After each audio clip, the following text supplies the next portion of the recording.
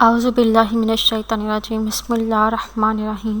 شروع خدا کا نام لے کر جو بڑا ہی مہربان نہایت رحم کرنے والا ہے۔ السلام علیکم ورحمۃ اللہ وبرکاتہ۔ تمام سامعین کو ہمارے چینل کی طرف سے خوش آمدید۔ مجھے امید ہے کہ آپ سب لوگ خیریت سے ہوں گے۔ ناظرین، جو انسان ہے وہ خطا کا پتلا ہے، اس وجہ سے اس سے بہت سی گناہ اور بہت سی غلطیاں سرزد ہو جاتی ہیں، اور ان گناہوں سے سیکھنا ہی ہمارے لیے بہت ہی زیادہ ضروری ہے۔ لیکن اگر آپ سے کوئی بھی صغیرہ یا کبیرہ گناہ ہو جاتا ہے تو آپ کو ان گناہوں کی معافی بھی ساتھ ساتھ مانگ لینی چاہیے، اور یہ گناہوں سے معافی کے لیے مختصر سا وظیفہ ہے اور مختصر سی دعا ہے جو آپ کر لیں گے تو انشاءاللہ تعالیٰ آپ کے گناہوں کی معافی ہو جائے گی۔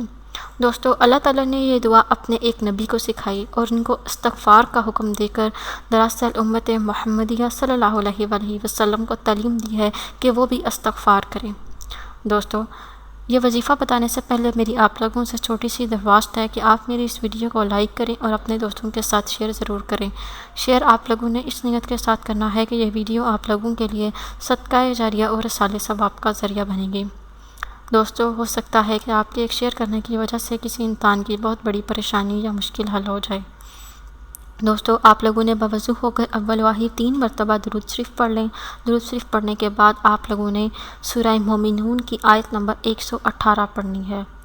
رب اغفر وارحم وانت خیر الراحمین، یعنی اے میرے رب مجھے بخش دے اور رحم فرما، اور تو سب سے بڑھ کر رحم کرنے والا ہے۔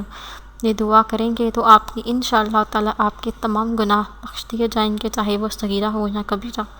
دوستو، اگر آپ لوگوں کو آج کی ویڈیو پسند آئی ہے تو کمنٹس میں اس کا اظہار ضرور کیجیے گا۔